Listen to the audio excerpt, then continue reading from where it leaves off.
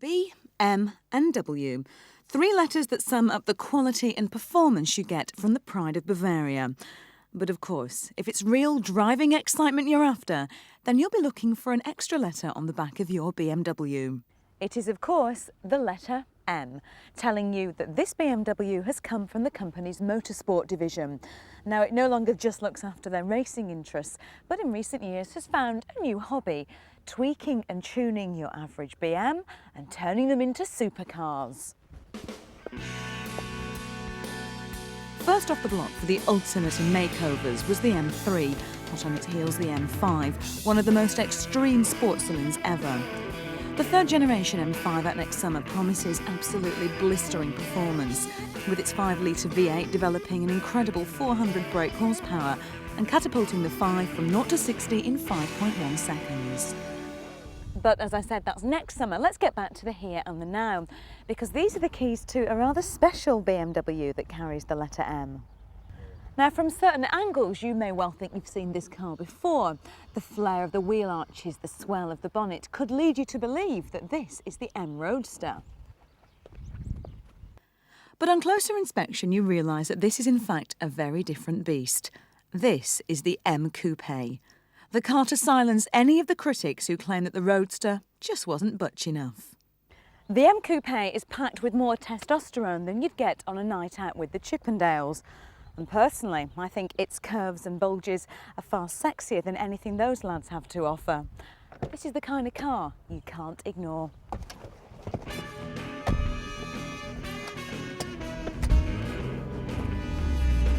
Now, you may not be able to ignore it, but that doesn't necessarily mean that you'll like it.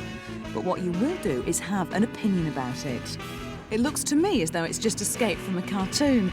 The low-down, laid-back hot rod looks are pure Looney Tunes on acid. And yet I reckon that BMW's design guru Chris Bangle had a fantastic time when he put pen to paper and came up with this one. And while they may have very different bodies, the interior is definitely that from the Roadster. Gorgeous two-tone upholstery that comes in some fantastic colours. Glorious curves that reflect onto the passenger side, and of course all the chrome and those little red needles that promise you hours of fun.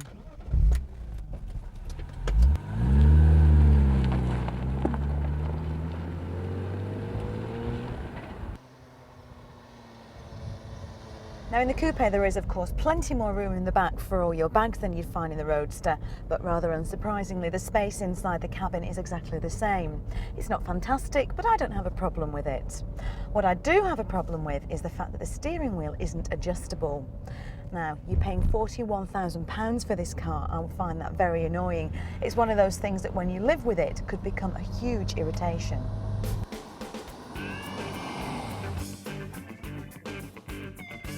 But I still think it's gorgeous, and we haven't even got round to talking about the little letter M yet. And this is what you're paying the best part of 41 grand for. The tinkering and tweaking from the boys in the motorsport division will transform this car into a chariot of the gods.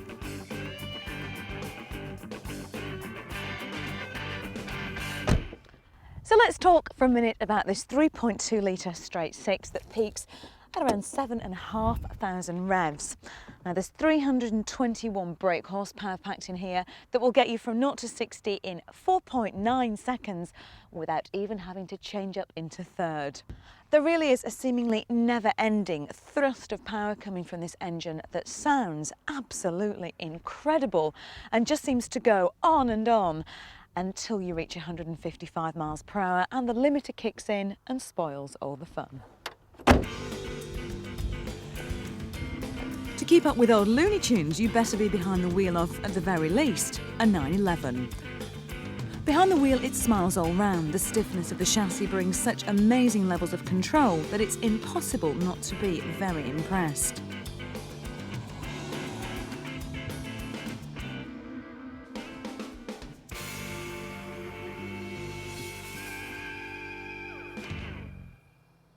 Now, if you're a real driving fanatic, you might long for BMW's wonderful sequential manual gearbox in here to play around with, but I'm sorry to have to tell you that it just won't fit. You're going to have to make do instead with an excellent 5-speed manual, which is, I promise you, it's still loads of fun.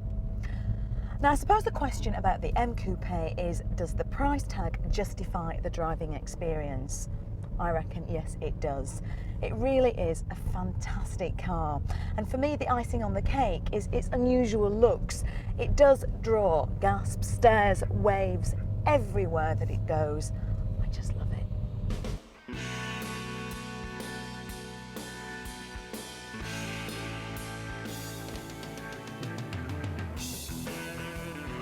In fact, I can only think of one downside to owning the M Coupe: the rather large amounts of money you'd spend on hiring out a test track, just so you can get the most out of the feeling you get when your foot hits that pedal.